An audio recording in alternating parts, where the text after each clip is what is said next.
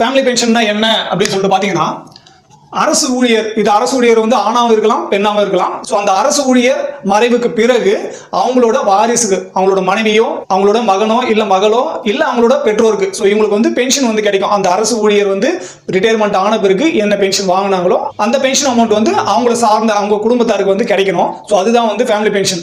So இந்த family பென்ஷனுக்கு ஒரு சில கண்டிஷன்ஸ் வந்து இருக்கு.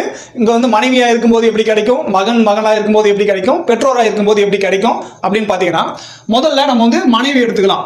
ஸோ அந்த அரசு ஊழியர் வந்து ரிட்டையர்மெண்ட் ஆன பிறகு இறந்துட்டாரு அப்படின்ற பட்சத்தில் அவங்களோட மனைவி இருக்காங்க அப்படின்னாக்கா அவங்களுக்கு வந்து பென்ஷன் கிடைச்சிடும். ஸோ ஆன் சர்வீஸ்ல இருக்கும்போது இறந்தாலும் அவங்களோட மனைவிக்கு வந்து அந்த பென்ஷன் வந்து ஆட்டோமேட்டிக்காக வந்து கிடைக்கும். ஸோ இந்த மனைவிக்கு வந்து இங்க குறிப்பிட்ட அதிகப்படியான டாக்குமெண்ட் ப்ராசஸ் எதுவும் இல்லை. அவங்க ஆல்ரெடி அவங்களோட சர்வீஸ் பீரியட்ல திருமணம் ஆன பிறகு இவங்க தான் என்னோட மனைவி அப்படின்றத சரியான முறையில் டாக்குமெண்ட் ப்ராசஸ் கம்ப்ளீட் பண்ணி அவங்களோட பெயர் வந்து அந்த மனைவியோட பெயர் வந்து அவங்களோட பிபிஓலையோ இல்லை மற்ற பென்ஷன் டாக்குமெண்ட்லையோ அவங்களோட பேர் மென்ஷன் ஆகிட்டு இருக்கு அப்படின்ற பட்சத்தில் இங்க வந்து மனைவிக்கு பென்ஷன் கிடைக்கிறதுல எந்த விதமான கட்டுப்பாடு வந்து இருக்காது.